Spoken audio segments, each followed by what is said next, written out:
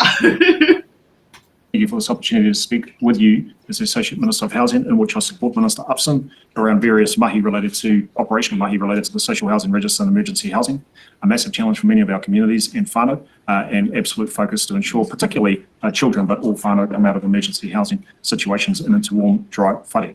I'm not going to take too long for these opening remarks, and I'm happy to take questions or comments as they fall. Thank you, Minister Secure. Thank you, Ministers. Minister Potaka, you're only here for 15 minutes and you've used 7 minutes for opening statements, so I'll get straight to the point. Have any frontline providers told you that homelessness is increasing because of the changes of policy that we've brought in? Frontline providers have a variety of comments. They're very happy with the amount of tamariki that have come out of emergency housing, being over 3,000.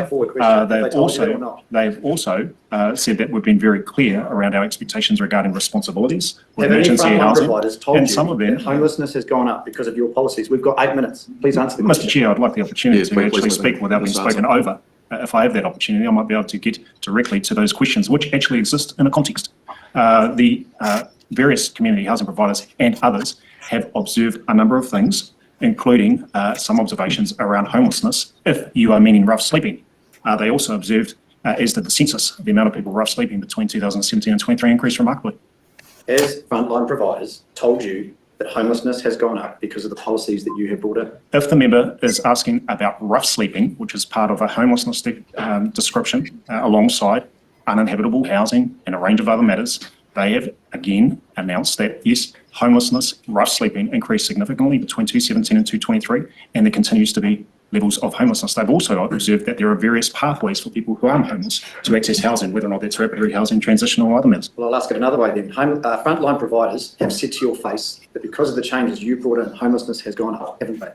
Some frontline providers have said that it may be the case that the gateway changes to emergency housing have contributed to homelessness. So all you're willing to say is it might be the case? No, that's what the provider said. That's what the provider said. $1 billion of savings as a result of changing the criteria for emergency housing, and yet homelessness is increasing, according to frontline providers, at unprecedented rates. No, that's what the providers said, and that's announced in homelessness insight reports that we gather. And isn't it the case that in between census reports, the only information that you have as a government, and indeed any government, to gauge levels of homelessness is the feedback from frontline providers? So if you were dismissing that direct feedback, how can we have confidence that you are adequately addressing the need that is growing? The member inaccurately depicts the variety of sources that we have around a variety of housing matters, including homelessness. Councils and others also provide us with feedback. Has homelessness grown? Question, Ricardo. I'll have a question because that was on my list. Has homelessness grown since you've been a minister? Well, I think it's important to very, very clearly clarify whether or not you're talking about uninhabitable housing, overcrowding, people staying in motels, which has gone down by 85%, as you know, including children, or rough sleeping. There's a range of different forms used to define what you're talking about. I'll move on to my supplementary then. Is everyone with a genuine need being supported into emergency housing? Well, we know absolutely clearly that we have a view, and that is carried out and implemented by officials, that those with a genuine need for short-term stay and temporary accommodation in most towns in New Zealand are able to access that within the responsibilities framework that applies. We've heard from many organisations that work with survivors of sexual and family violence who have expressed concerns that people who they're working with are being turned away by work and income when they're trying to support people into emergency housing. Is that acceptable? I think, again, what is the context on a specific case that you are describing? If it is the case that people are turned away from emergency housing as a result of being categorised as contributing to their situation as victims of violence, then that is not a practice that we condone. We have said this on various occasions that you cannot use that as a basis at an official's level, as a basis for a decision to turn people away from the process of applying for and progressing in emergency housing applications. Can he make his expectations then clear to victims of sexual and family violence around what work and income should do, should organisations go to MSD in need of emergency housing? My expectations have been clear to the officials. I meant your commitments, Minister. My expectations around that particular issue have been clear to officials. You cannot turn people away as a result of contributing to their circumstances because they are victims of sexual or domestic violence. That is not a legitimate reason to turn people away from progressing through an emergency housing application process. Question, Maureen. Thank you, Minister. Given that we haven't got much time, I'll be quick. It mentioned before about the reduction in fewer families being in emergency housing. That target was, the government's target was reached in December last year. So is there a new target that you've set? And if so, where will the funding be redirected to? The target of 75% over 6 years was reached within 12 months of establishing, or around 12 months of establishing that target. Well, we've gone beyond the target and we've seen around 85% of households reduction in 85% of households living in emergency housing, re-establishing or resetting another target is a matter that continues to be under discussion within our offices. Supplementary, Ricardo. Why do you think, then, Minister, that there's a gap between what you're saying right now and what frontline organisations are telling us? Because the feedback seems to be worlds apart. Well, perhaps the member would like to explain that gap and what he's actually asking. Why are frontline organisations telling us that his reforms are leading to growing homelessness when we've got you as Minister championing those very same reforms and then making claims that the vast majority of people are better off, when frontline organisations are ringing alarm bells over growing homelessness as a direct result of these savings? If the member's report is referring to the growing homelessness between 2017 and 23, when it went up over 10%, then I think I understand where you're coming from. If you're talking about rough sleeping, which again went up by well over 10% between those years, that's a different discussion. We've also reported to you once in this conversation and in various documents which have been issued under Official Information Act requests that various provider insights have said it may be as a result of the changes to the gateway for emergency housing, but there are a lot of other contributing factors, whether or not that's the economy being in dire straits in a very difficult space, the supply of rentals, and a range of other factors. Thank you, Minister Potaka. We have questions for the Minister of Social Development now. We've come to time. Thank you. He has grown stoic after the last time he flaked on camera. Before we get into all of that, I just want to bring notice to this. The current Prime Minister has not had to escape poverty. No one has belittled the Prime Minister tonight. He comes from inherited family wealth, and that's why he is able to own multiple properties and be such a big business landlord. So no one has belittled him for working his way out of poverty, which he has not had to do in the first place. But anyway, Sorry, I'm context. Mr. Commenter. sorry, Ray, can you speak up a little? Sorry, Mr. Commenter, Geoffrey. I missed the context. Was that about John Kaye, is it? We haven't brought up John Kaye, have we? No, we haven't brought up any Prime Minister, current or past, tonight. Fierce.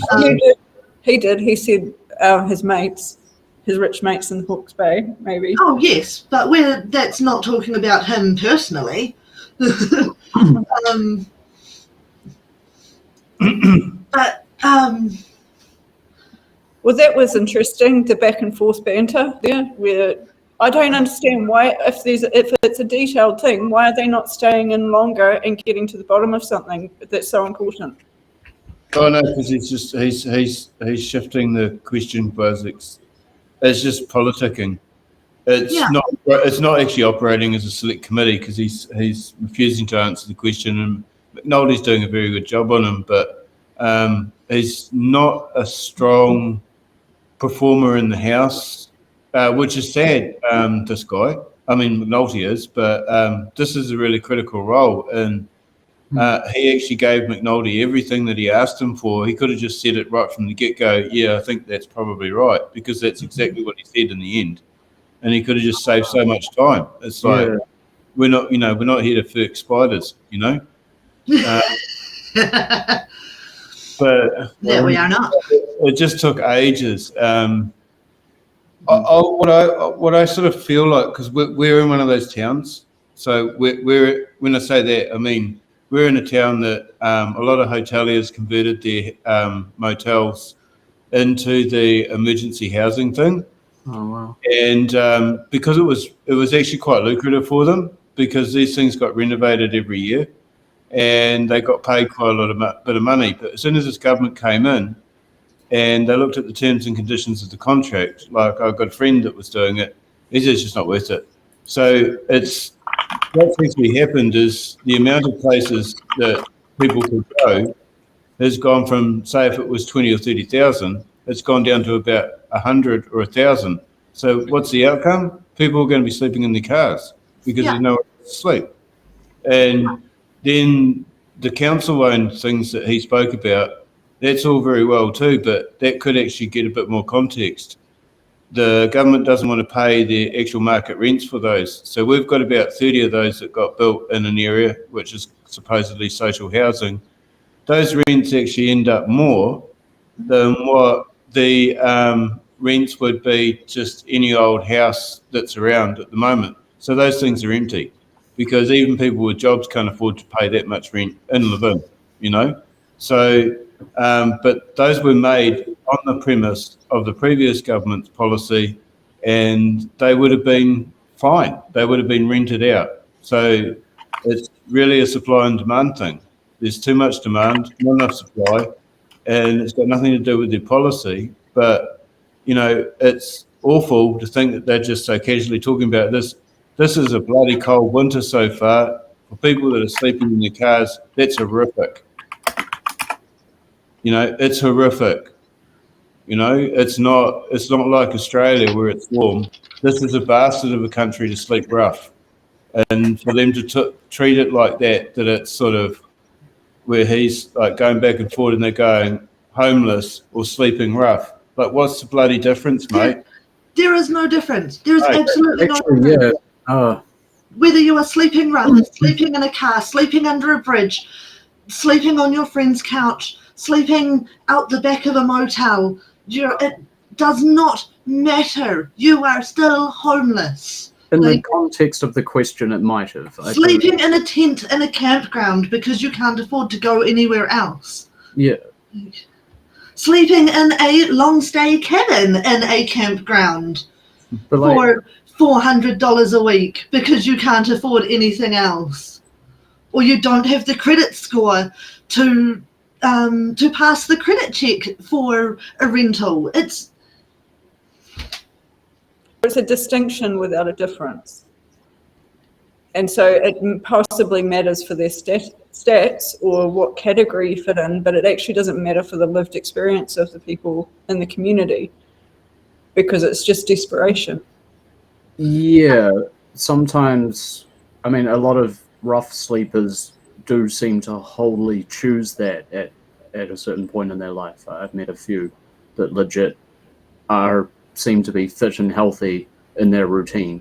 Others, like I just visited Lower Hutt Queensgate yesterday, and immediately there's someone lying down in the sun on both sides of the road, and we're like, okay, whoa. Yeah, but Blanket Man always used to get arrested about this time of the year and get about 2 months, Yes. like, you know, feed for a while, and then, you know, In the warm. I remember one time he went up for sentence and the judge knew what he was doing, and so he swore at the judge to get another month because otherwise he'd get out too early.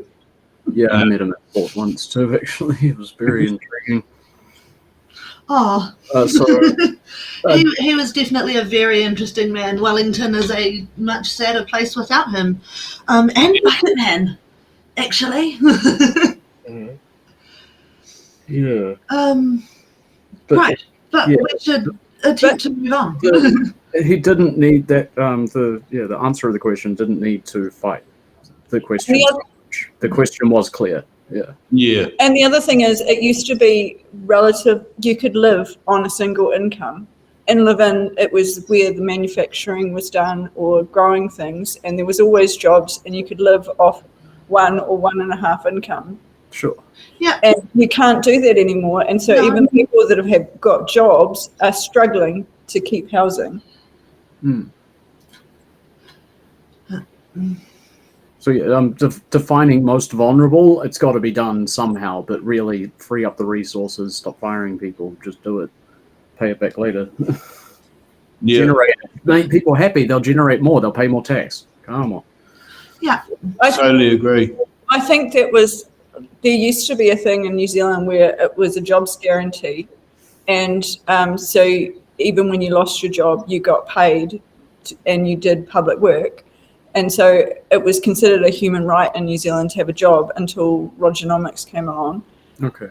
And what they found was not only that when you lost your job, the poverty actually reduced your IQ about 10% because you were so busy stressing and worrying about how you were going to get through the day, you were making poorer decisions.